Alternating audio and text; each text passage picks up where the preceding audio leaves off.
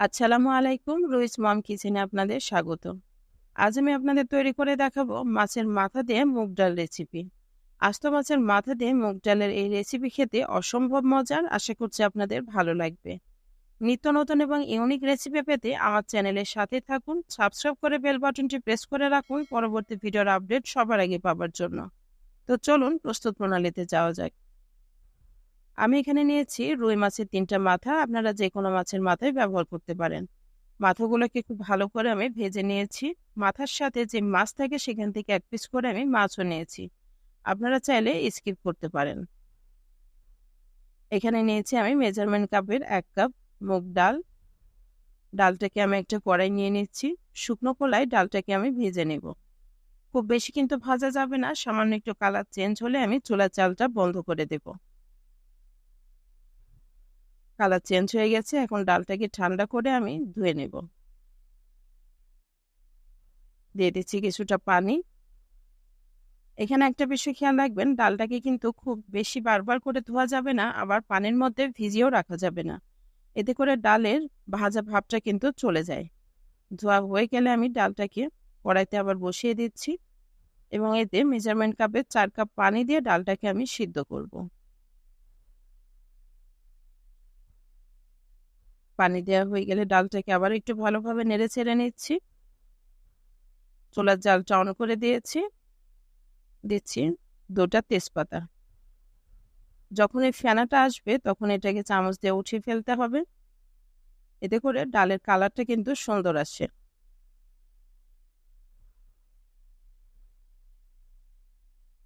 উঠানো হয়ে গেলে আমি দিয়ে দিচ্ছি এতে 1 চা চামচ হলুদের গুঁড়া। একটু ভালোভাবে নেড়ে ছেড়ে নিব এবং ডালটাকে আমি সিদ্ধ করে নিব। ডালটা এ পর্যায়ে 90% কুক হয়ে গেছে। এখন চুলা একটা কড়াই বসিয়ে দিয়ে তাতে আমি দিয়ে দিচ্ছি পরিমাণ মতো তেল, 2 টুকরো দারচিনি এবং 3টা এলাচ দিয়ে দিচ্ছি, মাঝারি সাইজের 2টো পেঁয়াজ কুচি। এগুলো ভালোভাবে একটু ভেজে নেব। একটু ভাজা হয়ে গেলে দিয়ে দিচ্ছি 1 টেবিল চামচ রসুন বাটা, 1 টেবিল চামচ আদা বাটা। এগুলো একসাথে আবার একটু ভালো করে ভেজে নেব।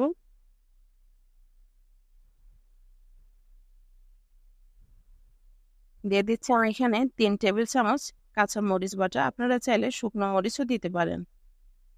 একটু ভালোভাবে নেড়ে ছেড়ে দিয়ে দিচ্ছি মাঝারি সাইজের 2টো টমেটো কুচি।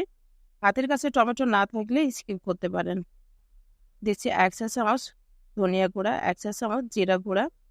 আমি এখানে সামান্য একটু হলুদের গুঁড়া দিয়েছি, স্কিপ হয়ে গেছে। পরিমাণ মতো লবণ দিয়ে একটু নেড়ে ছেড়ে নিচ্ছি। মাছের মাথাগুলো দিয়ে দিলাম। মশলাগুলোর সাথে মাছ এবং মাথাগুলোকে ভালোভাবে মিশিয়ে নিচ্ছি। যেহেতু আস্ত মাছের মাথা ব্যবহার করেছি তাই একটু পানি দিয়ে আমি এগুলোকে কষিয়ে নেব।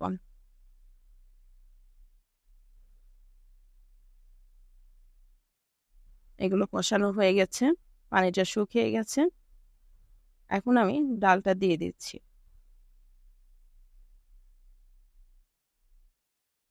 ডাল, মাছ এবং মাথাগুলোকে একসাথে খুব ভালোভাবে নেড়ে চেড়ে মিশিয়ে নেব।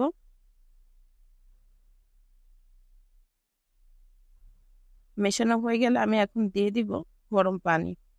পানি কিন্তু এখন খুব বেশি লাগবে না, যেহেতু ডালটাও সিদ্ধ করা এবং মাছটাকেও কষিয়ে নিয়েছি, তাই অল্প পরিমাণে পানি দিচ্ছি।